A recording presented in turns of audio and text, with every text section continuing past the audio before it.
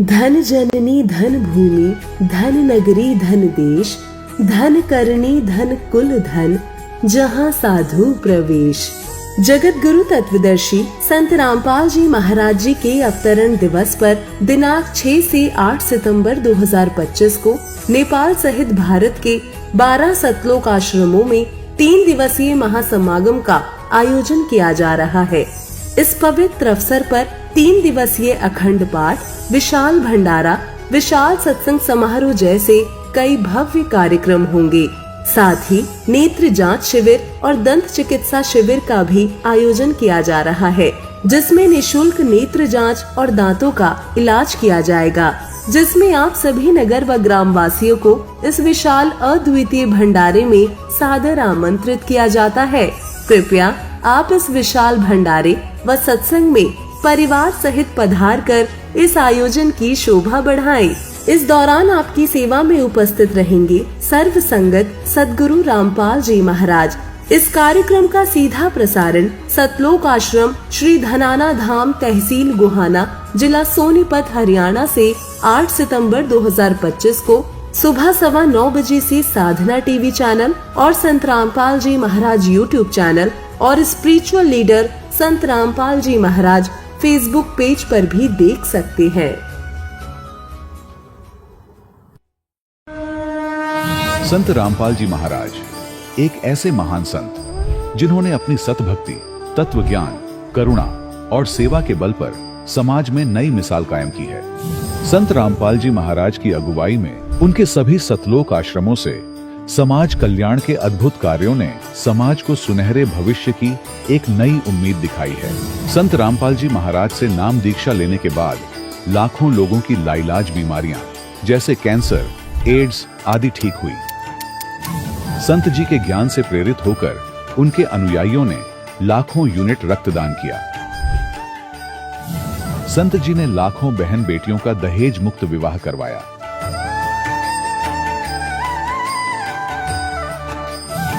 संत जी ने लाखों लोगों का नशा छुड़वाया, करोड़ों उजड़े परिवार बसे। संत जी के आश्रमों में समागम के दौरान निःशुल्क नेत्र चिकित्सा, दंत चिकित्सा प्रदान की जाती है। संत रामपाल जी महाराज द्वारा समय समय पर पर्यावरण संरक्षण के उद्देश्य से बड़े स्तर पर वृक्षारोपण किया जाता है। संत जी ने जरूरतमंदों को तत्काल राहत पहुंचाने के लिए एम्बुलेंस सेवा शुरू की। संत जी अपने अनुयायियों को देहदान के लिए प्रेरित करते हैं, जिससे मानवता की सेवा और चिकित्सा क्षेत्र में सुधार हो सके। संत रामपाल जी महाराज के सभी आश्रमों में हर रोज निशुल्क भंडारा आयोजित किया जाता है, जहां हर वर्ग, हर जाति और हर धर्म के लोग एक साथ बैठकर भोजन करते हैं।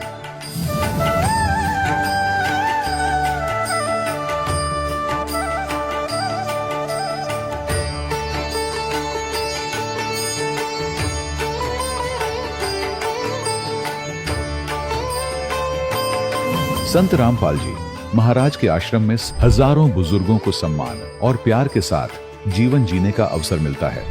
उनके खाने, रहने और स्वास्थ्य की पूरी जिम्मेदारी संत रामपाल जी महाराज उठाते हैं। अनाथ बच्चों के लिए संत रामपाल जी महाराज के सभी आश्रम किसी वरदान से कम नहीं। यहाँ उन्हें शिक्षा, संस्कार और भविष्य के लिए बेहतर अवसर प्रदान किए जाते हैं। चाहे बाढ़ हो, भूकंप या महामारी, संत रामपाल जी महाराज और उनके अनुयायी हमेशा ही जरूरतमंदों के लिए सबसे आगे खड़े रहते हैं। कोविड महामारी के दौरान संत रामपाल जी महाराज के आश्रमों से करोड़ों लोगों के लिए भोजन, दवाइयां और जीवन रक्षक सामग्रियां उपलब्ध कराई गई। चाहे गरीब की मदद हो या किसी शोषित और पीड़ित वर्ग के हक और सम्मान की लड़ाई, संत रामपाल जी महाराज ने हमेशा ही उनकी दबी आवाज को सरकारों तक पहुंचाया है और उन्हें उचित न्याय दिलवाने में अहम भूमिका अदा की है। समाज में आध्यात्मिक और सामाजिक मूल्यों के प्रति जागरूकता लाने में संत रामपाल जी महाराज हर कदम पर मानवता के सच्चे सेवक साबित हुए हैं। संत रामपाल जी महाराज का जीवन हमें सिखाता है कि सच्ची सेवा वही है जो निस्वार्थ भाव से की जाए। आइए हम भी इस महान सेवा के कार्य में इस महान संत से जुड़ें और संत रामपाल जी महाराज से नाम दीक्षा लेकर अपने जीवन को धन्य बनाएं।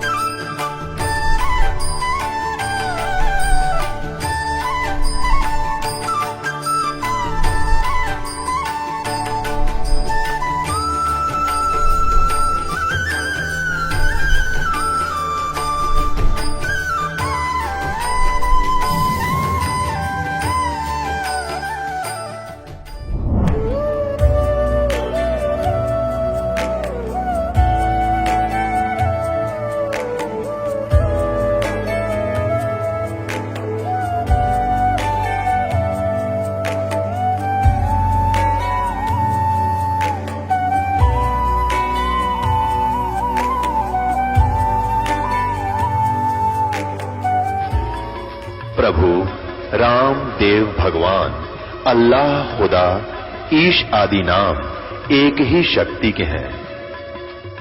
वो कैसा है, कहां है, कैसे मिलता है, किसने देखा है?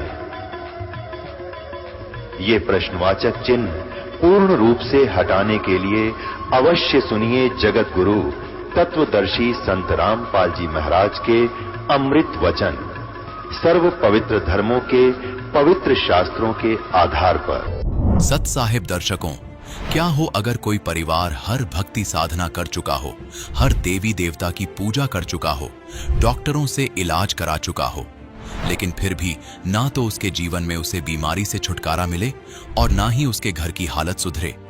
ऐसे में इंसान का हिम्मत टूटना और विश्वास डगमगाना बिल्कुल स्वाभाविक हो जाता है। दर्शकों, ऐसी ही कहानी थी हिमाचल प्रदेश की रहने वाली कृष्णा जी की। कृष्णा जी ने अपने जीवन में सभी देवी देवताओं की भक्ति साधना की, लेकिन इसके बावजूद भी इन्हें कोई फायदा नहीं हुआ। लेकिन दर्शकों, आज कृष्णा जी का कहना है कि जब से मैंने संत रामपाल जी महाराज से नाम दीक्षा ली है और उनके द्वारा बताई गई आदि सनातनी भक्ति को अपनाया है, तब से मेरे व मेरे परिवार के जीवन की दशा और दिशा दोनों ही बदल गई हैं। दर्शकों, आखिर संत रामपाल जी महाराज भक्त समाज को ऐसी कौन सी भक्ति विधि बता रहे हैं जो वहां असर दिखा रही है, जहां डॉक्टर और देवी देवता तक असफल हो गए? आखिर क्या है इस भक्ति में ऐसा जो कृष्णा जी संत रामपाल जी महाराज का इतना गुणगान गा रही है? आइए सुनते हैं कृष्णा जी की कहानी उन्हीं की जुबानी। नमस्कार जी। नमस्कार जी। क्या नाम है आपका? मेरा नाम कृष्णा है जी। कहाँ से आए आप? मैं जिला मंडी हिमाचल प्रदेश से आई हूँ जी। संत रामपाल जी महाराज के बारे में आपको कैसे पता चला? मेरे जो पति हैं उनके रीढ़ की हड्डी में बहुत दर्द होता था और बुखार इतने ज्यादा होते थे कि वो रात भर सो नहीं पाते थे, पूरी पूरी रात जागते रहते थे। तो डॉक्टरों से इलाज करवाया, डॉक्टर बोलते थे कि कुछ भी नहीं है। जब बुखार मतलब जो ये फीवर चेक करते थे तो कुछ भी नहीं आता था उसमें। तो देवी देवताओं का हमने इतना इलाज किया कि बहुत ज्यादा इलाज किया। देवी देवताओं की भक्ति करते करते हम इतने दुखी हो गए थे कि हमारे को कुछ भी दिखाई नहीं दे रहा था। हमारे खेवड़ का मेला होता है, वहाँ खेवड़ मेले से मेरे को ज्ञान गंगा पुस्तक मिली थी। जब मैंने ज्ञान गंगा पुस्तक पढ़ी तो उसमें मेरे को पता चला कि ये ज्ञान, ये जो हम भक्ति करते हैं तो हम शास्त्र के विरुद्ध भक्ति कर रहे हैं। ये ज्ञान तो हमने आज तक पढ़ा ही नहीं है, ना ही सुना है। फिर मैंने अपने पति को बताया कि ऐसा ऐसा ज्ञान है, मतलब अलग ज्ञान है, हमने आज तक ये ज्ञान सुना ही नहीं है, ना पढ़ा है, ना हमारे को कहीं मिला है। तो उन्होंने बोला, वो ठेकेदारी करते थे, तो उन्होंने बोला कि हम या तू ऐसे ही कर दिए, पता नहीं ये क्या, मैं नहीं जानता हूँ। मतलब वो अपने ये काम में बिजी रहते थे।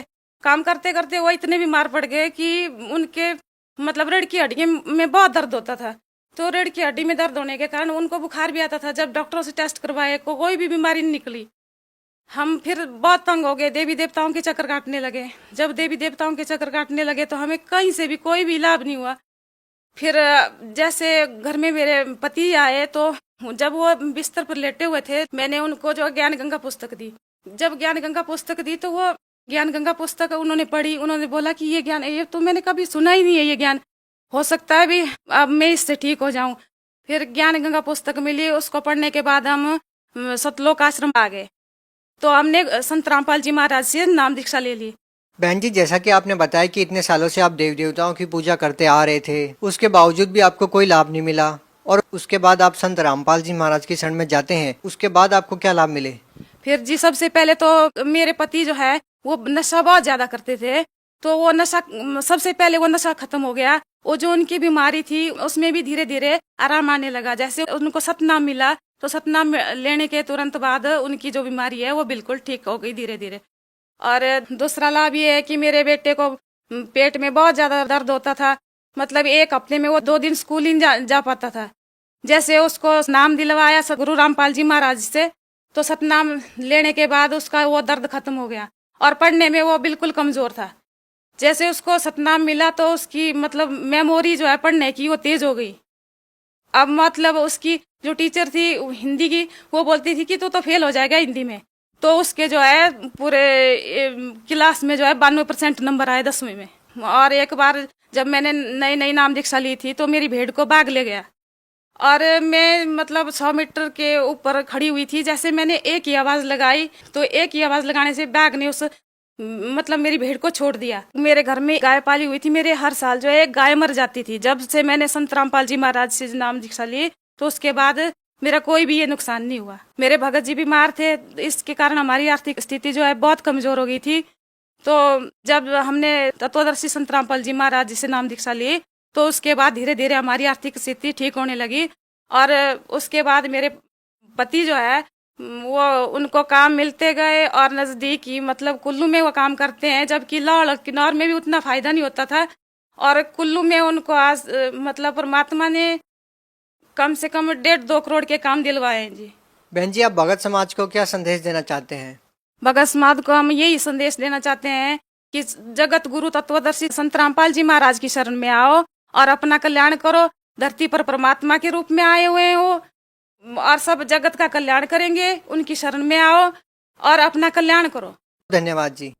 सत साई। दर्शकों, अभी आपने सुने संत रामपाल जी महाराज से दीक्षा प्राप्त करके सुखी हुए भक्त के अनुभव। अब देखिए जगत गुरु तत्वदर्शी संत रामपाल जी महाराज के मंगल प्रवचन।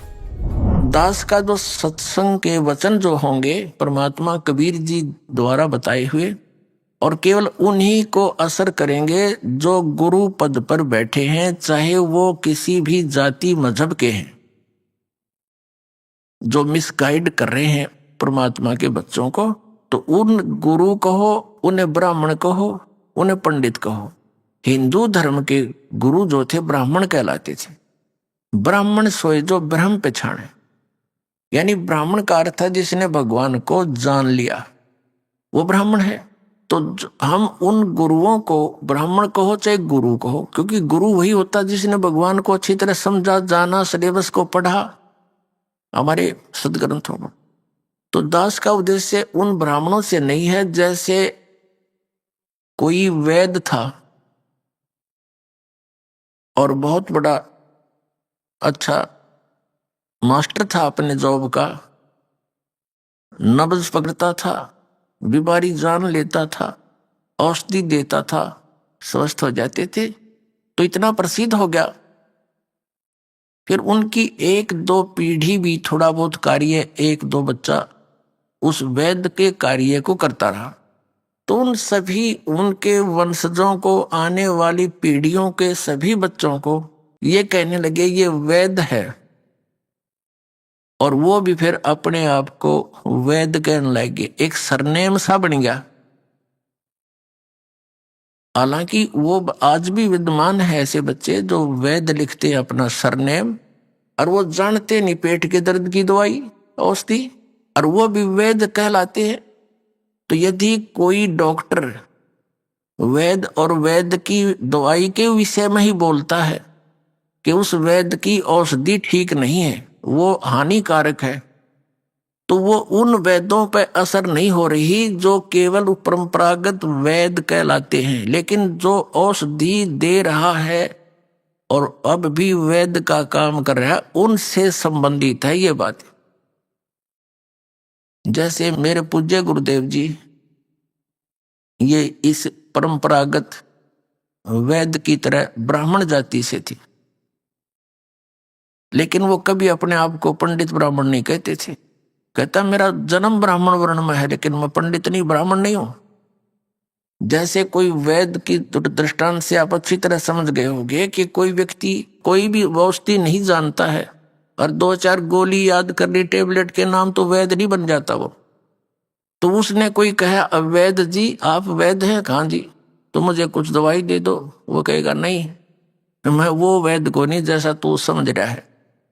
तो यही बात हमारे पूज्य गुरुदेव जी कहा करते थे कि मैं वो ब्राह्मण ना हूं जैसा तुम सब समझते हो, मैं संत हूं। और मेरे दादा गुरुजी थे, वो जाट जाति में जन्मे थे, गांव छावला दिल्ली के अंदर, नजफगढ़ के पास एक गांव है छावला, वहां के जाट थे। और हमारे परदादा गुरुजी गरीबदास जी के पंथ के संत थे, और वो 16 वर्ष की आयु में ही गांव से बाहर का बाहर खेतों से ही उसकी बातों से प्रभावित होकर उसके साथ चला गया था। घर से दुखी थे, तो इतना अच्छा माइंड था उनका। हमारे परदादा गुरुजी ने सोचा कि ये बालक बहुत अच्छे माइंड रखता है, इसको क्यों ना काशी विद्यापीठ से पढ़ा दूं और ये सदग्रंथों को जानकर अच्छी तरह समझा दिया करेगा। तो उन्होंने जैसे तैसे उसको काशी विद्यापीठ में प्रवेश दिला दिया। वहां से वो 4 विषय के आचार्य बन गए, अव्वल आवे प्रत्येक क्लास में। तो वो पंडित चिदानंद जी के नाम से प्रसिद्ध हो गए। जाट होते हुए वो ब्राह्मण पंडित कहलाए। और उनका आश्रम बना हुआ है गांव गोपालपुर, तहसील खरकौदा, जिला सोनीपत। वहां आश्रम पर लिखा है पूज्य पंडित चिदानंद जी आश्रम।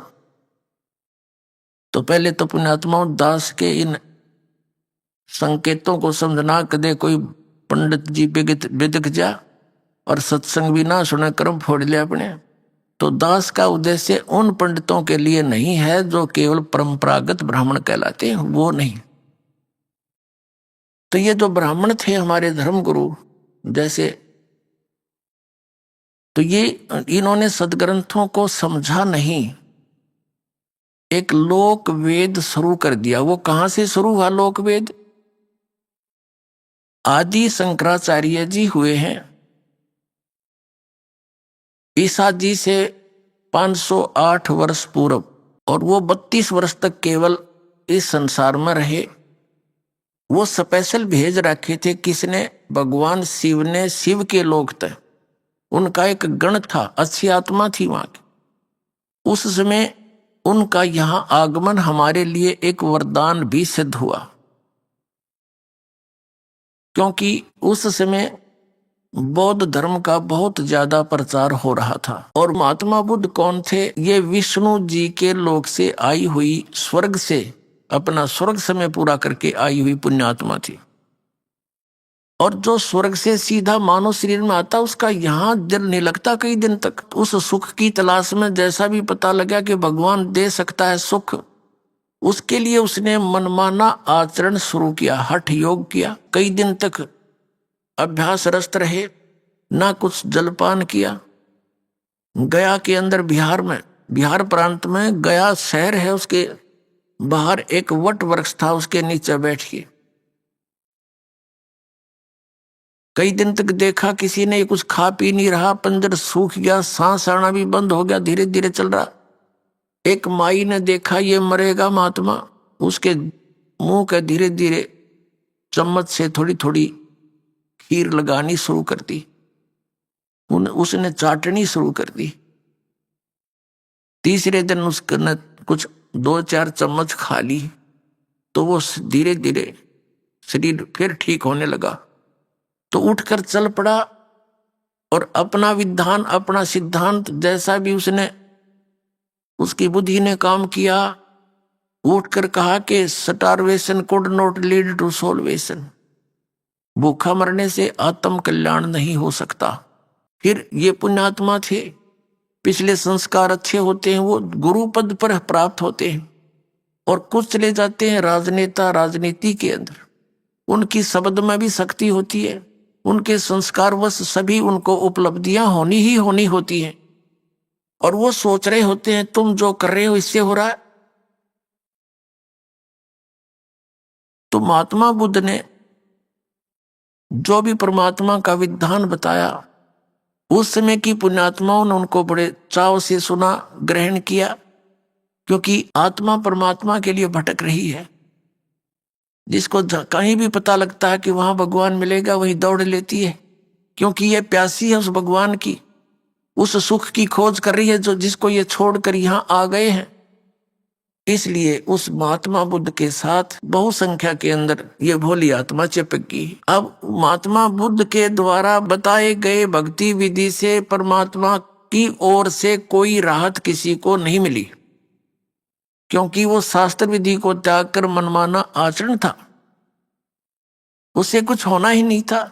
और उससे पहले जिस समय महात्मा बुद्ध ने ये पंथ चलाया, अपना मार्ग चलाया, तो उस समय श्रद्धालु लोग, अच्छी आत्माएं, अच्छे पुण्यकर्मी प्राणी थे, उनको स्वाभाविक लाभ अपने पुण्यों से ही हो रहा होता, अपने प्रारब्ध से ही। जैसे बता रहा था ये दास के हमें जो भी कोई सुख होता था हम ये सोचा करते, जो ये साधना कर रहे हरे राम हरे कृष्ण सीताराम राधे श्याम राधे श्याम मिला दे, या श्याम जी के मंदिर में जाना, हनुमान जी के मंदिर जाना, शेरा वाली के वहां वैष्णो देवी जाना, हम सोचा करते इन साधनाओं से लाभ हो रहा है। अब पता चला ये तो कोई साधना ही नहीं थी, भक्ति है ही नहीं, ये तो यूजलेस है, ये तो मनमाना आचरण था हमारा। तो वो भोले श्रद्धालु पिछले पुण्यकर्मी प्राणी थे, सभी को जो उनके अनुयायी हुए उनको स्वयं स्वाभाविक संस्कार व सुख होता रहा, और वो सोचते रहे इन्हीं जो साधना इन्होंने बताई ये सही है। आने वाले समय में भक्तिहीन प्राणी आते रहे उनके घरों में, उन्हीं साधनाओं से उनकी दुर्गतियां शुरू हो गई, कोई अध्यात्म लाभ हुआ नहीं। तो सब ने ये मान लिया अब लास्ट में बौद्ध धर्म के अनुयायियों ने कि भगवान है नहीं, भगवान से कोई लाभ की इच्छा करना मूर्खता है, और वो कम्युनिस्ट मीन नास्तिक हो गए।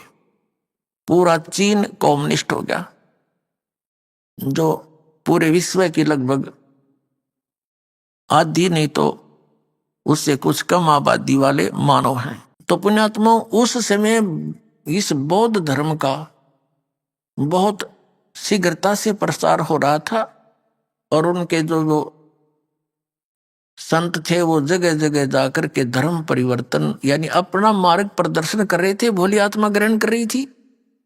उस समय शंकराचार्य जी का जन्म यानी आना हमारे लिए वरदान सिद्ध हुआ। लेकिन बात वही रही, आसमान से गिरे और खजूर पर अटक गए, फिर भी वहीं के वहीं रहे। लेकिन इतना अवश्य किया उन्होंने, वैसे दास तो ये कहेगा कि परमात्मा की ही दया थी, वो तो काल ने श्रृंगार के भेजा था आदि शंकराचार्य, उसका तो विधान था कि जीव ही ब्रह्म है, उसने तो यही स्टार्ट कर दिया थे कि तू खुद ही भगवान है, तू अपने आप को पहचान ले, तू आत्मा है, शरीर नहीं, बॉडी नहीं, मन नहीं, बुद्धि नहीं, चित्त नहीं, अहंकार नहीं, तू भगवान है। आत्मा को कोई दुख सुख होता ही नहीं, ये है उसका फाइनल विधान। बता यह कोई बात हुई? ये भी नास्तिक बनाने का एक दूसरा जो ट्रेंड था उसका, काल भगवान का। फिर परमात्मा ने देखा, दया करी कि उसके इस विधान ने कोई स्वीकार करने को तैयार नहीं कि क्या बक रहा है, ये क्या बोल रहा है, जीव ही भगवान है। फिर इसने मालिक ने दया करी इसके ऊपर कि भगवान शंकर की पूजा करो, भगवान विष्णु की पूजा करो, है मंदिर बनवा दो, वो भगवान शिव की, भगवान विष्णु की, भगवान कृष्ण की, श्री राम की ये पूजा शुरू करवा दी। जब जनता ना मानती दिखी तो, और इसको ज्ञान था नहीं, क्योंकि सतयुग के ब्राह्मणों ने ज्ञान नहीं था, इस कलयुग के ब्राह्मण आदि शंकराचार्य ने कहां से होगा। और दूसरी बात रही कि इनके भगवानों को ज्ञान नहीं था, जिनकी ये पूजा दृढ़ करके चले गए और कर रहे हैं अभी तक। किसको? श्री विष्णु जी को, श्री ब्रह्मा जी को, श्री शंकर जी को। हमारे सदग्रंथों का ज्ञान नहीं था। पुण्यात्मा, ये एक बहुत बड़े आश्चर्य की बात है, और दास सरलता से कह देता है क्योंकि मुझे पूर्ण विश्वास हो चुका है परमात्मा के ज्ञान का, अध्यात्म मार्ग का। अब इनको ही अपने सदग्रंथों का ज्ञान नहीं था, वेदों का ज्ञान नहीं था, गीता जी का, श्रीमद् भगवत गीता इन चारों वेदों का निष्कर्ष है, इनका जो है सारभूत समझो, उनका एक संक्षिप्त के अंदर ये वर्णन अधिकतर कोड वर्डों में है। यानी वेदों से तो परिचित हो ही नहीं, क्योंकि वो तो आपके पहुंच से ही बाहर हो गए। लेकिन श्रीमद् भगवत गीता भी परमात्मा ने दया करी, इस काल भगवान से बुलवा दी श्री कृष्ण में प्रवेश करके। न युद्ध के अंदर ज्ञान का के मेल, दोनों तरफ हथियार लिए खड़े, वहां ज्ञान बोला जा रहा है। ये परमात्मा ने दया बख्शी और अपने रिमोट से इसको वहां सारा कुछ बुलवा दिया, और ये भी कहा दिया कि मैं तो काल हूं भाई, और मेरी शरण में रहना तो युद्ध तुझे करना ही पड़ेगा। और यदि तुझे परम शांति चाहिए तो उस परमेश्वर की शरण में जा जो परम शांतिदायक है। उसके विषय में स्वयं कह दिया कि मैं नहीं जानता, चौथे अध्याय के 34वें श्लोक में। उसको तो तू किसी तत्वदर्शी संतों के पास जाकर उस तत्व ज्ञान को समझ, जिस तत्व ज्ञान में उस परमेश्वर ने स्वयं आकर अपनी महिमा की जानकारी दे रखी है, वो सच्चिदानंद घन ब्रह्म की वाणी है, उसको समझ। तो पुण्यात्मा, इस आदि शंकराचार्य जी ने अपना तो सिद्धांत बता दिया कि अहम ब्रह्मास्मि, अयम आत्मा ब्रह्म, तत्वमसि, प्रज्ञानम ब्रह्म। इन्होंने 4 मठ स्थापित किए, 4 पीठ स्थापित की, पूर्व पश्चिम उत्तर दक्षिण में। इनके न्यारे न्यारे अपने पदाधिकारी शंकराचार्य बना दिए। उनको प्रत्येक को एक एक वेद कि तू सिर्फ इस वेद को पढ़ेगा, इसका प्रचार इस क्षेत्र में करेगा, और ये तेरा मंत्र है अयम आत्मा ब्रह्म। और दूसरे का महावाक्य बता दिया तत्वमसि, तत्त्वमसि। तत्व माने वह परमात्मा, तू ही है, तो माने तू, असी माने है वो परमात्मा तू ही है। अहम ब्रह्मास्मि, मैं ही ब्रह्म हूं, मैं ही परमात्मा हूं। और अयम आत्मा ब्रह्म, ये आत्मा ही परमात्मा है। फिर भक्ति की क्या आवश्यकता रहेगी? और फिर ये कि भगवान विष्णु की पूजा करो, भगवान शिव की पूजा करो। फिर जब भगवान शिव और कृष्ण और रामचंद्र जी है तो जीव क्या रहा? फिर ये जीव आत्मा ब्रह्म कैसे होगी? तो इसको कहते हैं उआबाई। कबीर साहब ने, उस परमेश्वर ने सच्चिदानंद घन ब्रह्म की वाणी में 5वें वेद में कहा है कि माला पैर हुए हैं मुक्ता, सटदल उआबाई बकदा। ये पैर का कंठी माला, ला के माथे में बिंदी तिलक, और ऐसे दिखे जैसे बड़े पहुंचे हुए महापुरुष होंगे। परमात्मा कहते कंठी माला सुमरणी, और पैरे से क्या हो, ऊपर डूंडा साध का अंतर रख्या खो। ऊपर तो महात्मा दिखे, संस्कृत में बोला है, माला पैर रखी, टक्की बंदी ला रखी है, कहते मुंड मुंडा रखा ना, घोट कति उस तरह फिरवा रखा। कहते ऊपर डूडा साध का, ऊपर तो लोग दिखावा ऐसा दिखा महात्मा पड़ा है, अंतर रख्या खो, अंदर खक भी ज्ञान नहीं तेरे पास, तो आप भी डूबर, अनुयायियों ने भी डुबोएगा। तो पुण्यात्माओं, हम खजूर पर अटके हुए थे, और कबीर परमेश्वर पूर्ण परमात्मा हमारे पिता ने 600 वर्ष पहले हमें उस खजूर से उतारने की चेष्टा की थी कि नीचे आ जाओ, लेकिन हम नीचे ना आकर के गालियां देने लगे उसको, क्योंकि हमने वो खजूर ही पृथ्वी मान रखी थी। घने दिन तो वहीं लटक रहे थे बहुत वर्षों से। तो पुण्यात्माओं, अब परमात्मा ने हमारी आंखें बनाई ज्ञान वाली, तत्व अध्यात्म ज्ञान का हमारा मोतियाबिंद हो गया था।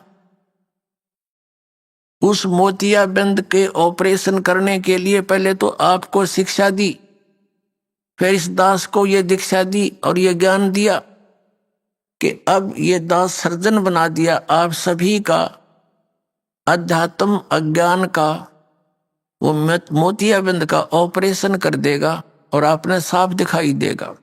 आप सफल होगे, ज्ञान को समझेंगे। तो उसके लिए आप जी ने थोड़ा धैर्य रखना पड़ेगा, क्योंकि ये ज्ञान एक ही दिन में समझ में आने वाला नहीं है। 1-2 घंटे के सत्संग में आपको ये समझ में आने वाला नहीं है। लेकिन कहते हैं धीरे धीरे रे मना, और धीरे सब कुछ हो, माली सीते सो घड़ा, समय आए फल हो। तो धीरे धीरे इसको सुनते रहना, आपको बहुत राहत मिलेगी, ज्ञान भी मिलेगा। तो प्रसंग चल रहा है कि एक तो दास ने यहां एक शब्द बोल दिया कि इन शंकराचार्यों और हमारे धर्मगुरुओं मंडलेश्वरों, इन महंतों संतों को तो ज्ञान होगा कहाँ। जिन भगवानों की ये पूजा दृढ़ करते हैं और कराते हैं, हमें बता रहे हैं ऐसा करो, उनको ज्ञान नहीं अध्यात्म। तो ये बात बड़ी खटके की है और बहुत बड़ा विवाद पैदा कर सकती है यदि दास इसका रिमोट, इसका स्विच नहीं दबाएगा। अर्थात आपको सच्चाई नहीं दिखाएगा तो आम व्यक्ति न सोचेगा ये तो झूठ बोलता है रामपाल, और ये कोई बात हुई है, कैसे कह दिया ब्रह्मा विष्णु महेश को ज्ञान नहीं। ये दास ने नहीं कह दिया, इनके इतिहास ने बता दिया, और दास ने इनका इतिहास जीवनी पढ़ ली और इन्हीं उन हमारे धर्म गुरुओं के द्वारा अनुवादित है। ये दास अनुवाद करता तो इन्होंने सोचा यो संस्कृत ना पढ़ रहा है, यो क्या अनुवाद की करेगा, झूठ बोलता। जैसा कि हमारे भगवान के साथ इन्होंने किया था 600 वर्ष पहले। कबीर परमेश्वर जी, परम पूज्य कबीर परमेश्वर जी ने अपनी प्यारी आत्माओं को यह सत संदेश देने की चेष्टा की थी, लेकिन इन मोतियाबिंद वाले व्यक्तियों ने, इन अज्ञानी धर्म गुरुओं ने परमात्मा को ये कह करके हमसे दूर कर दिया, नकार दिया उसके ज्ञान को, कि कबीर तो अशिक्षित है, ये संस्कृत भाषा पढ़ा नहीं, क्योंकि ये शूद्र जाति में रहता है, शूद्र जाति में पल रहा है। और इसको कौन पढ़ावे संस्कृत, क्योंकि ब्राह्मण के अतिरिक्त दूसरा संस्कृत पढ़ ही नहीं सकता था। और हमारे परमात्मा 600 वर्ष पहले कहा करते थे कि ये 3 देव की करते भक्ति, उनकी कदे ना हो है मुक्ति। यह लड़ाई थी भगवान की, भगवान परमात्मा कबीर जी के साथ और इन अज्ञानी गुरुओं के। ये अज्ञानी हमारे धर्म गुरुओं ने हमारे हिंदू धर्म के व्यक्तियों को, हमारे पूर्वजों को, हमारे ही पिता के विरुद्ध कर दिया कि झूठा है, कपटी है, धर्म के विरुद्ध बोलता है, इसको मार डालो, काट दो। ऐसे सितम ढाए, लेकिन वो तो परमात्मा थे, उसका कुछ बिगाड़ नहीं सके, लेकिन मानने भी नहीं और मानने भी नहीं दिया। ऐसे ही परमात्मा उन मुल्ला और काजियों को कहा करते थे कि तुम मिसगाइड किए हुए हो। हजरत मोहम्मद जी ने ये बिस्मल करने की बात नहीं कही थी, तुम अपना मनमुखी ये मार्ग चला रहे हो, पाप का भागी बना रहे हो पूरे समाज को। परमात्मा कहा करते थे कि नबी मोहम्मद नमस्कार है, राम रसूल कहाया, 1,80,000 को सौगंध जिन नहीं कर चलाया। अरस कुरस पर अलह तकत है, खालिक बिन नहीं खाली, और वो पैगंबर पाक पुरुष थे साहिब के अब्दाली। फिर क्या बताया कि हम मोहम्मद को वहां ले गए, जैसे परमात्मा का विधान है, वेदों में वर्णित है। परमात्मा ने 600 वर्ष पहले कबीर भगवान जी ने कहा था कि वेद मेरा भेद है, मैं ना वेदन के माही, और जौन वेद से मैं मिलूं वो वेद जानते नाही। परमात्मा ने कहा था कि ये विचारों वेद मेरी महिमा का गुणगान कर रहे हैं, लेकिन इन 4 वेदों में वर्णित विधि केवल ब्रह्म तक की है, और यहाँ तक की जो क्रियाएं हैं, यज्ञ हैं, इनकी जानकारी है। ये ब्रह्म तक की साधना है, इससे ब्रह्म लोक प्राप्ति हो सकती है। उसके बाद फिर पुनर्जन्म और 83 लाख योनियों का संकट सदा बना रहे। लेकिन उस सूक्ष्म वेद में जो मेरे पाने की विधि है, वो ये 4 वेद जानते नहीं। ये खुद कहते हैं हम नहीं जानते, तत्वदर्शी संत से पूछो। यजुर्वेद अध्याय नंबर 40 का श्लोक 10 से लेकर 13 तक यही स्पष्ट किया गया है। एक तो विद्वान और अविद्वान की परिभाषा बताई गई है, और एक ये बताया गया कि कोई तो परमात्मा को उत्पन्न होने वाला, जन्म लेने वाला साकार बताता है जो अवतार रूप में आता है, कोई निराकार बताता है। इसकी सही जानकारी तो तत्वदर्शी संत बताएगा, उनसे सुनो। ऐसे गीता जी अध्याय नंबर 4 के श्लोक नंबर 34 में कहा है कि उस तत्व ज्ञान को जो परमात्मा ने स्वयं आकर बताया है, उसको तू तत्वदर्शी संतों के पास जाकर समझ। उनको दंडोत प्रणाम करने से वो परमात्म तत्व को जानने वाले ज्ञानी महात्मा यानी तत्वदर्शी संत तुझे उस परमात्म तत्व का ज्ञान कराएंगे, परमात्मा का ज्ञान कराएंगे। तो इससे सिद्ध हो गया कि गीता ज्ञान दाता भी इनकम्प्लीट स्पिरिचुअल नॉलेज रखता है, अधूरा धार्मिक ज्ञान है, वो कंप्लीट नहीं है। वेद भी उन्हीं का, वेदों का सारांश ही श्रीमद् भगवत गीता है, तो इसे वो भी नहीं समझ सके। तो परमात्मा कहते हैं कि हम मोहम्मद को वहां ले गए, जैसे गुणों में लिखा भगवान क्या में कि वो अच्छी आत्माओं को मिलता है, उनको ज्ञान सुनाता है और अपना परिचय देता है, उसको सत भक्ति से परिचित कराता है।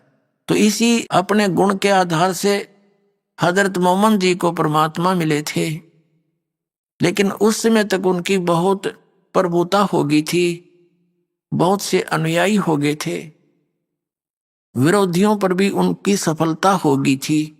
तो परमात्मा उनको मिले और दिखाया कि आप साधना इस काल भगवान तक की कर रहे हो। कहते हम मोहम्मद को वहां ले गए ऊपर, और इच्छा रूपी वहां नहीं रहो, वहां इसकी आस्था बनी नहीं, क्योंकि नीचे बहुत ज्यादा अनुयायी हो गए थे, सब सलाम करनीय सेवक गणे हो गए थे। तो कहने का भाव है कि इच्छा रूपी वहां नहीं रहो, उल्ट मोहम्मद मैल पठाया, इस शरीर में भेज दी उसकी आत्मा। उल्ट मोहम्मद मैल पठाया, गुज बीरज एक कलमा लाया। कहते हैं एक गुज यानी गुप्त, गुज बीरज एक कलमा लाया, रोजा बंग नमाज देरे, बिस्मल की नहीं बात कही।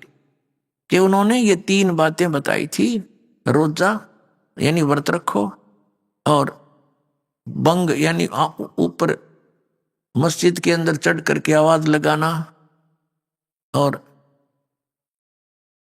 रोजा नेम बंग नवाज दे रे, बिस्मल की नहीं बात कही रे। अब कहते नेम, कहते ये 5 वक्त की जो नमाज करते हैं, कहते ये 3 बताई थी उनको, ये बिस्मल नहीं करने को कहा था। 4 यार मतलब बिस्मल की थी, और गऊ पकड़ कर बिस्मल की थी। ये तो तुम्हारी अपना मसौरा है, आपकी बनाई हुई एक अपना लोक वेद है। ये हजरत मोहम्मद जी ने ऐसा नहीं कहा। उसके विषय में कहा कि अरस कुरस पर अल्लाह तकत है, खालिक बन्नी खाली, और वो पैगंबर पाक पुरुष थे, साहिब के अब्दाली। नबी मोहम्मद नमस्कार है, उतारणीय महापुरुष थे। और राम रसूल कहा, वो तो भगवान का एक संदेश वाहक था, और 1,80,000 उनके अनुयायी थे हजरत मोहम्मद के। वो मुसलमान थे। मुसलमान वही है जो बुराई ना करे, किसी की आत्मा नहीं दुखावे, जीव हिंसा नहीं करता। तो धार्मिक व्यक्ति तो उसी को कह सकते हैं, काटे शीश नहीं दिल करना, बकरे काटे, गऊ काटे, झोटे काट कर बलि चढ़ावे, वो भक्त है। धिक्कार है ऐसी भक्ति को। तो क्या कहा करते, ऐसे ही हिंदुओं में देख लो आप, कामाख्या माई का माता का बड़ा झोटे चढ़े, बकरे चढ़े, वह बकरे खाओ, वह मूर्ति अकल मारी जा रही बताई हमारी। तो परमात्मा यही कहा करते थे, उनको कहा करते थे कि तुमने ये अपना लोक वेद बना लिया, वो हजरत मोहम्मद जी का दिया हुआ ये ज्ञान मांस खान का नहीं है। तो वो उधर से वो भी धर्मगुरु कबीर भगवान के विरोधी हो गए, इधर से हिंदुओं के धर्मगुरु कबीर परमात्मा के विरोधी हो गए। और सब ने ये कह दिया, जब मारे से मरा नहीं, काटे से कटा नहीं, सब उन्होंने अपने हथियार चला लिए। उन्होंने देखा मरता भी नहीं और चुप भी नहीं होता। तो ये कहना शुरू कर दिया कि ये क्या जाने हमारे सदग्रंथों के बारे में। ना ये उर्दू पढ़ा, ना फारसी पढ़ा, और ना ये संस्कृत पढ़ा, ये झूठा और कपटी है। तो हमने मान लिया बात उन हमारे नकली गुरुओं की, केवल इसी दृष्टिकोण से कि इन्होंने, हमारे कबीर गुरु जी ने संस्कृत को नहीं पढ़ा, इसलिए सच्चाई नहीं बोल रहे होंगे। और पुण्यात्मा उस समय 64 लाख से सो गए थे इस भगवान कबीर साहब के 600 वर्ष पूर्व। 64 लाख से, जबकि पूरे भारतवर्ष की आबादी 4 करोड़ होगी। सन 1398 से सन 1518 तक रहे इतिहास देख लेना। और उस समय भारतवर्ष कितना बड़ा था। अफगानिस्तान, बलोचिस्तान, पश्चिमी और पूर्वी पाकिस्तान, इराक, ईरान तक ये भारतवर्ष ही था। और उस समय 4 करोड़ आबादी मुश्किल तो होगी सारी। और 64 लाख से उस परम पिता के हुए थे। एक दिन में 1000 जगह प्रकट होकर के अपने बच्चों को ये तत्व ज्ञान सुनाया करते। अब अपना जैसे कोई मदारी आता है, कहीं खड़ा हो जाता है, ऊंची ऊंची आवाज में बोलता है, कोई डुगडुगी पीटता है, तो 150 व्यक्ति इकट्ठे हो जाते हैं। वो अपना तमाशा दिखाता है, लोग देखते हैं, घंटों बैठे रहते। ऐसे परमात्मा अपने बच्चों के लिए कहीं जाकर प्रकट हो जाते थे। हाथ में एक तारा ले लेते थे, सुरीली आवाज में गाते अपनी अमृतवाणी बोला करते थे, जो हमारी आत्मा की खुराक है। उस आवाज को सुनकर सब आसपास की इकट्ठे हो जाते थे। परमात्मा उनको वाणी के माध्यम से ऐसी मार्मिक बातें सुनाते थे, उनको उनसे चिपक जाती थी वो कोयल के बच्चे, और उनसे उपदेश लेते थे। इस प्रकार परमात्मा के 64 लाख शिष्य हो गए थे, लेकिन एक भी सफल नहीं हो पाया। कारण यही था कि हमने उनको संत माना, गुरु माना, और ऐसे ऐसी लीलाएं की, इतने सुख दिए उनको। जो भी उनकी शरण में आया आशीर्वाद से ठीक, फिर कुछ मंत्र दे दिए, ये जाप करो। जो ओरिजिनल मंत्र, जो 5 मंत्र होते हैं, वो मंत्र ये निरंकार ओंकार ये नहीं है, वो दूसरे मंत्र हैं, ये दिया करते थे कि जाप करो। तो उससे हमें दोबारा चार्ज कर गए उस समय परमात्मा, तो उस समय, और हमारे दुखों को दूर करके जो उनके संपर्क में आए, इतना सुख हो उस घर में जिसमें भगवान का उपदेश चला जा रहा, आशीर्वाद मिल जाए, तो सब आसपास के लोग चकित होने लगे कुछ दिनों में, 10-5 वर्ष में, कि तुमने ये कैसे तुम्हारी इतनी बरकत होगी, कैसे तुम सुखी होगे। वो पूछने लगे, हमारे गुरु जी की कृपा है। तो ऐसे देखा देखी लाखों 64 लाख शिष्य परमात्मा के हो गए, और इतना सुख हो गया सबको, क्योंकि वो परमात्मा सुखदाई है, वो सुख का सागर है, वो हमारा पिता है, वो हमारे प्रारब्ध का भी नाश कर सकता है। और बाकी जितने भी संत महात्मा हैं, उनका इतिहास देख लो, उनका अनुभव और उनके विचार सुन लो, पढ़ लो। वो कहते हैं कि प्रारब्ध का में कोई परिवर्तन नहीं हो सकता, प्रारब्ध में लिखे हुए पाप कर्म दंड को तो भोग कर ही समाप्त करना पड़ता। फिर बाढ़ में जाओ ऐसी भक्ति जिसमें आपत्ति टूटनी हो, टूटे जावे, और उसमें कोई बचाव नहीं हो, फिर क्या भक्ति की आवश्यकता। इसलिए नास्तिक होते जा रहा समाज। और फिर उस पूर्ति को जो भगवान की भक्ति से हमारी होनी थी, हम 2 नंबर का काम करके, रिश्वत लेके, मिलावट करके ऐसे पूर्ति चाहिए हमने। वो दूने पाप इकट्ठे हो गए। एक बार तो धनी होता दिखे, फिर बिरान माटी, दुर्गति, बीमारी, पता नहीं कितनी आपदाएं इंसान पर आ जाती है।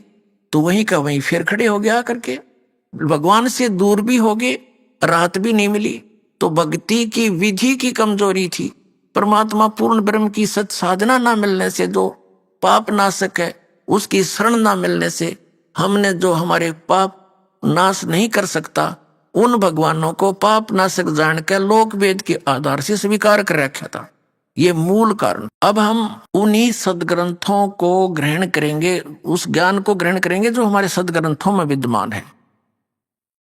तो प्रसंग चल रहा है, परमात्मा कहते हैं कि पीछे लग गया जाऊं था लोक वेद के साथ, रास्ते में सतगुरु मिल गए और दीपक दे दिया हाथ।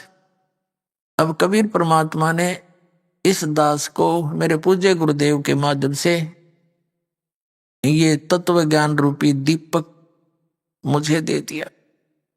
अब उस रोशनी में, उस टॉर्च में ये दास आप भी उसी ठीक रास्ते से जा रहा है, और जो दास पर विश्वास करते हैं उनको भी वो टॉर्च दे देता हूं जो मालिक ने मुझे दे रखी है। और आप भी फिर उसी टॉर्च के को देख देख कर चलोगे, भटकोगे नहीं मार्ग को। अब जब हमारी आंखें बनेगी, अंधा तो कहीं भी कोई भ्रमित कर सकता उसको। तो पहले दास चाहता कि आपकी आंखें बनाऊं, इनको आंखों की रोशनी लाऊं, यानी तत्व ज्ञान आपको दूं और मोतियाबिंद का ऑपरेशन करूं। ये आश्रम में ही केवल ये मोतियाबिंद का ऑपरेशन है ज्ञान का, न विश्व में कहीं पर भी ज्ञान नाम की चीज नहीं। ये सत्य मालूम।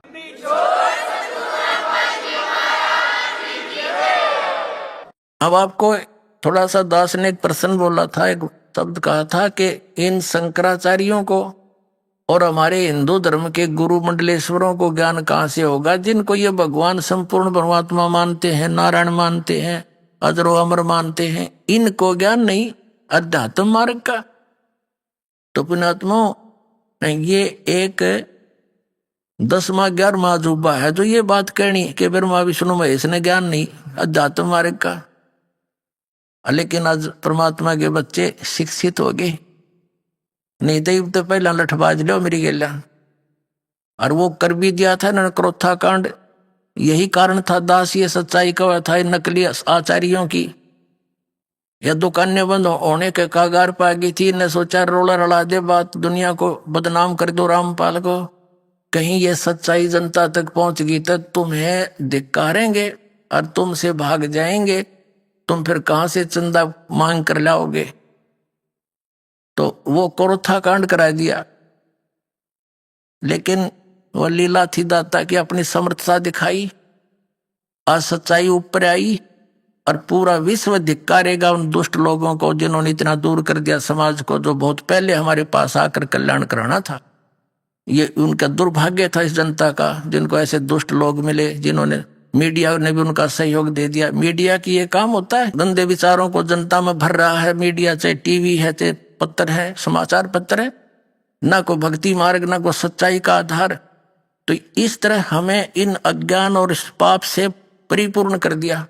अब इस तत्व ज्ञान से और इस अध्यात्म ज्ञान से हमारे अंदर पुण्य बनेंगे। जहां जहां भी ये टीवी पे भी विचार जाते हैं, कबीर साहब दास बोल रहा है, कबीर परमात्मा की अमृतवाणी, तो जहां जहां जिसके कानों में पशु पक्षियों पर भी पड़ेंगे, उनमें भी असर करेंगे।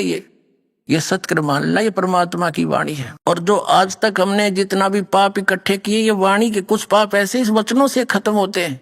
जैसे पुराने समय में कुछ तो वैद लोग अपनी वैद दवाइयों से इलाज करते थे, सर्प दंश का, सर्प काटे का, और कुछ ऐसे मंत्र बोलकर सिद्धि प्राप्त सिद्ध कर लेते थे मंत्रों को, वेद मंत्रों को, जो सर्प के विष को खत्म कर देता था, मंत्र बोल बोल के, वो वाणी उच्चारण कर करके। तो जैसे कोई सर्प डसा हुआ व्यक्ति बेहोश पड़ा है, अचेत, और वो मंत्र बोल रहा है, बोलने वाला गारडू वो सुन नहीं रहा वो व्यक्ति, लेकिन वो मंत्र उसकी बॉडी पर असर कर रहे हैं, उसकी आवाज, मंत्र की जो आवाज है, वचन, और धीरे धीरे उसका सर्प का विष उतर जाता था और वो सचेत हो जाता था। तो ऐसे पुण्यात्माओं, ये अमृत वाणी परमात्मा कबीर जी द्वारा दिया गया जो तत्व ज्ञान है, ये सब सिद्ध वाणी है। लेकिन ये आम व्यक्ति के माध्यम से बोली गई तो उससे तो फिर वो असर करेंगी नहीं, क्योंकि कोई भी जैसे सिरंज है और सिरंज डिफेक्टिव है, उसमें स्वयं ही कुछ और डंगा है और उसके माध्यम से दवाई वह काम ना करे, रिएक्शन और करेगी। तो परम संत जो उसका अधिकारी, उसके माध्यम से फिर वही वचन, वही औषधि बोली दी जाएगी कानों के माध्यम से, तो वो तुरंत असर करेगी। और जो नहीं सुन सकता, नहीं समझ सकते, पशु पक्षियों पर भी ये उस गारडू के मंत्र की तरह काम करेगी। और जैसे अब टीवी पर चल रहा है ये प्रोग्राम, जनता को सभा गया ये सच्चाई, क्योंकि समझदार बुद्धिमान व्यक्ति है। आज कोई बालक नहीं, कोई इसको ढूंढना में बलोजे। अब तो दूध के जले हुए फूक मार मार कर पीवेंगे इस लस्सी को भी। तो दास चाहता है कि अच्छी तरह समझे, खूब ध्यान से सुने, 100 बार सुने, और फिर नाम लेना हो, आते कल्याण हो जाएगा, असमंजस में ना रहे। तो ये जो ज्ञान है, अब इस मीडिया का काम ये चाहिए था कि इस ज्ञान को पूरे विश्व में फैलावे, और इसका असर होगा सब प्राणियों पे, और जो इसमें सहयोग देता उसको भी पुण्य होता है। अरे नकरा सारा उल्टा काम कर्म फोड़ दिया, अपने अपने भाग बिगाड़े और जनता को भगवान से दूर करने के ये महापापी हो गए। अब दास की प्रार्थना है कि पीछे हुआ सो हुआ, अब तो समाज जागना चाहिए, और एक दिन आवेगा, याद रख लेना। इस परमात्मा के दास जो बोल रहा है भगवान की वाणी, इसके अतिरिक्त कोई सत्संग टीवी पर नहीं रहेगा, ये याद रख लेना इस बात को।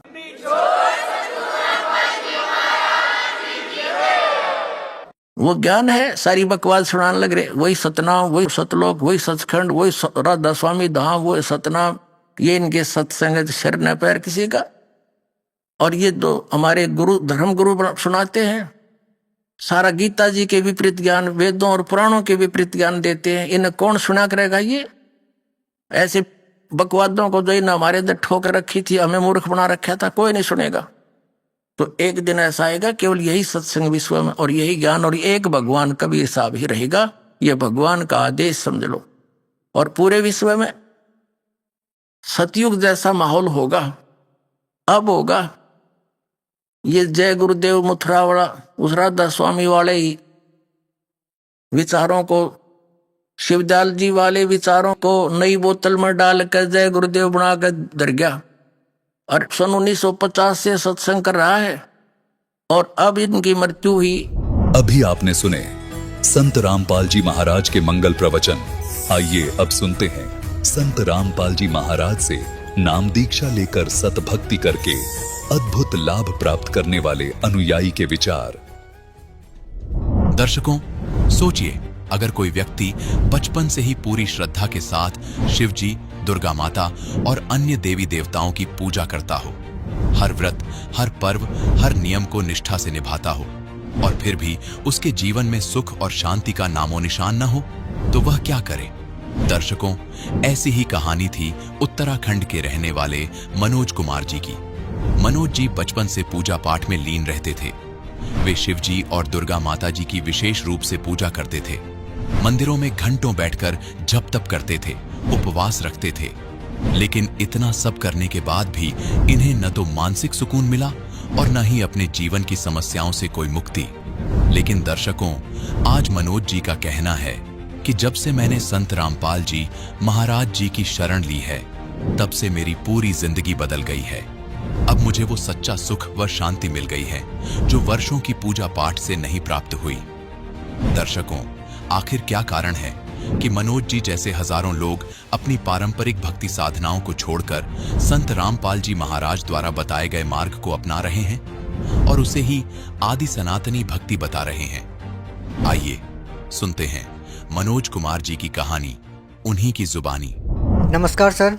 सर क्या नाम है आपका? मनोज कुमार। कहाँ से आए हो? लाल कुआं, नैनीताल डिस्ट्रिक्ट, उत्तराखंड से आया हूँ। सर, संत रामपाल जी महाराज की शरण में आने से पहले आप क्या साधनाएं करते थे?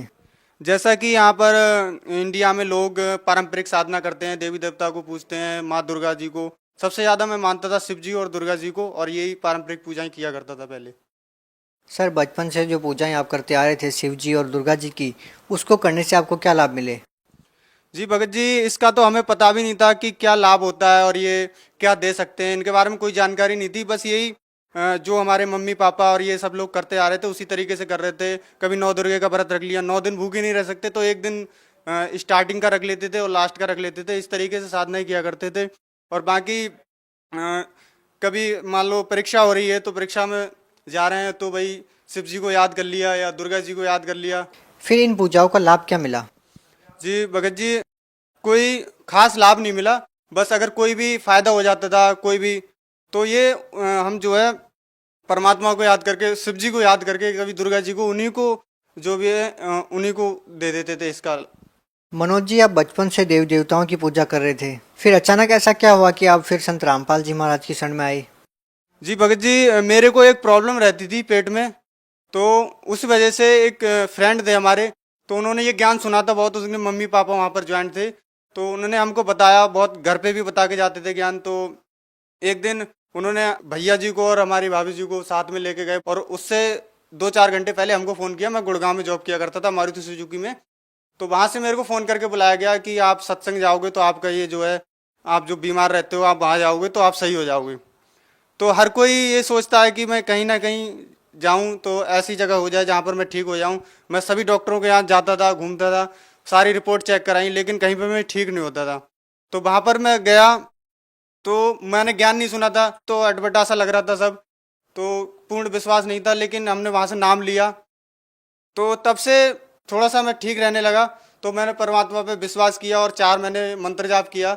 लेकिन उससे मतलब ये पता नहीं था मुझे कि 4 महीने के बाद जो है ये मंत्र कंटिन्यू रखना पड़ेगा। तो इस चक्कर में देखिए मतलब सतनाम मिलेगा, उसके बाद ही सतनाम का जाप किया जाएगा। तो कुछ समय हमने जो है मंत्र को छोड़ दिया था बीच में। उसके बाद जून जुलाई में दोबारा जब नामदान स्थल खुले तो लगभग नवंबर में हमने शुद्धिकरण कराया था दोबारा। सर, आपने नाम उपदेश कब लिया? जी, नाम उपदेश 2014 नवंबर में ले लिया था। सर, आप जानते हैं कि संत रामपाल जी महाराज जी शास्त्रों के अनुसार भक्ति साधना बता रहे हैं, तो सर ऐसा नहीं हो सकता कि वो अपना ज्ञान ही बताते रहे, अन्य संतों के बारे में टिक्का टिप्पणी नहीं करें? जी, अगर ऐसा होगा कि वो अपना ज्ञान बताते रहें, जैसा कि अन्य गुरु कहते हैं कि भाई अपना ज्ञान बताओ आप, और हम अपना बताते हैं, तो सच्चाई कभी सामने नहीं आ पाएगी इस तरीके से, और लोग अपनी अपनी भक्ति में लगे रहेंगे जैसे कि अभी तक लगे रहते थे। कौन सी सच्चाई? आखिर वो सच्चाई है क्या? जी सच्चाई यहाँ पर यह है कि जो हमें आज तक हमारे धर्मगुरु, हमारे पंडित और ये आज के जो आज समाज में जितने गुरु हैं जिन्होंने भ्रम फैला रखा है कि ये कहते हैं ब्रह्मा जी, विष्णु जी और शंकर जी और ये दुर्गा जी, इन सब की भक्ति करने से ही हमारा मोक्ष होगा। शिव जी जो है पूर्ण परमात्मा है और जो विष्णु जी पूर्ण परमात्मा है, इन्होंने सृष्टि रची, और ब्रह्मा जी जो है सृष्टि की रचना है और विष्णु जी पालनहार हैं। तो ये जो है इन्होंने सारा अज्ञान फैला रखा था। तो ये जो है ये सच्चाई नहीं है। और सच्चाई ये है, संत रामपाल जी महाराज जी प्रमाण दिखाते हैं देवी भागवत महापुराण पेज नंबर 123 पे, जिसमें विष्णु जी स्वयं कहते हैं कि हमारा और ब्रह्मा जी और शिव जी का जो है जन्म मृत्यु होता है और हम नित्य नहीं हैं। और तो ब्रह्म और ये 33 करोड़ देवी देवता नित्य कैसे हो सकते हैं? तो ये प्रमाण हमें देखने को मिलता है। और ये भी कहते हैं जब मैं छोटा सा बच्चा था तो मैं अंगूठा चूस रहा था, तो और ये देवी जी हैं, यही सब कुछ है। इससे ये सिद्ध होता है कि जो आज तक हमारे धर्मगुरु बता रहे थे वो झूठ है, और जो आज संत रामपाल जी महाराज जी बता रहे हैं वो प्रमाण भी उसके साथ दिखा रहे हैं कि ये हमारे जो गुरु जी बताते थे आज तक के वो सारा कुछ झूठ है। और सत्य ये है कि कबीर साहब ही पूर्ण परमात्मा है और ये 33 करोड़ देवी देवता ब्रह्मा विष्णु महेश ये नित्य नहीं है, इनकी जन्म मृत्यु होती है।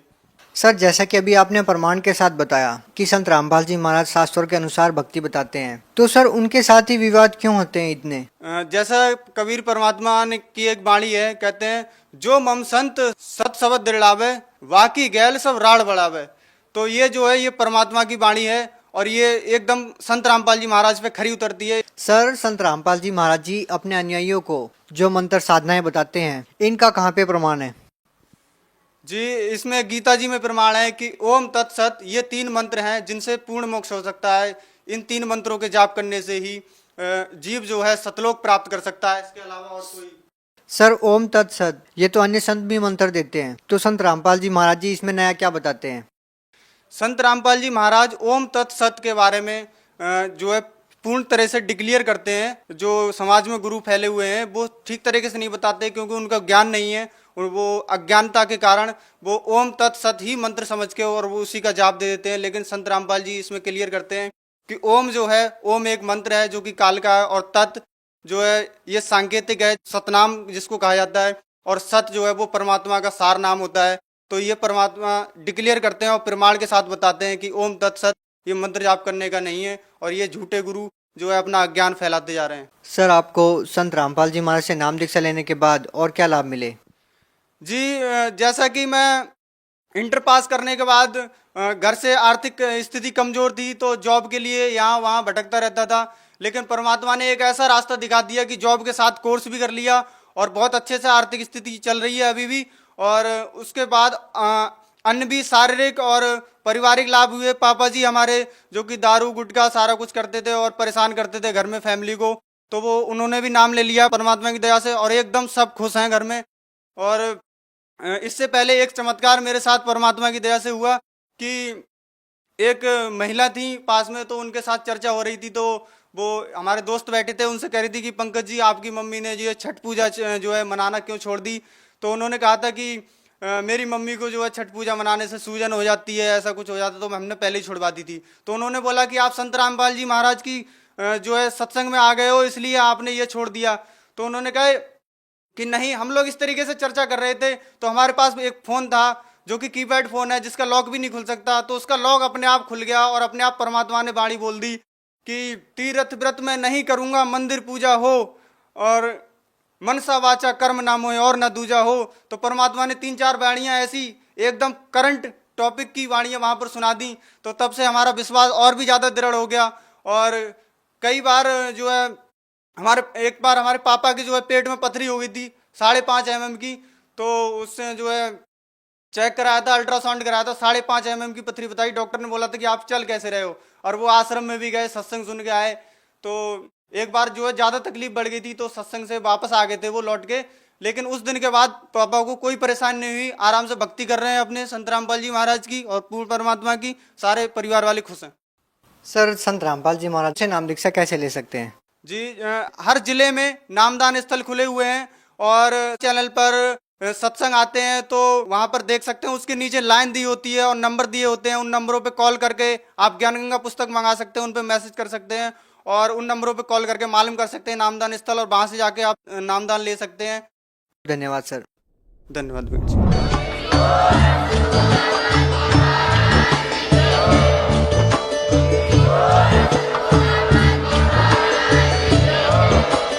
आप सुन रहे थे जगत गुरु तत्वदर्शी संत रामपाल जी महाराज जी के मंगल प्रवचन। अधिक जानकारी के लिए विजिट कीजिए हमारी वेबसाइट www.jagatgururampalji.org। संत रामपाल जी महाराज जी के शुभ आशीर्वाद से पूरे विश्व भर में 500 से भी ज्यादा नाम दीक्षा केंद्र हैं, जिन पर संत रामपाल जी महाराज जी द्वारा ऑनलाइन निशुल्क नाम दीक्षा दी जा रही है। अपने नजदीकी नाम दीक्षा केंद्र का पता करने के लिए संपर्क करें 8222880541।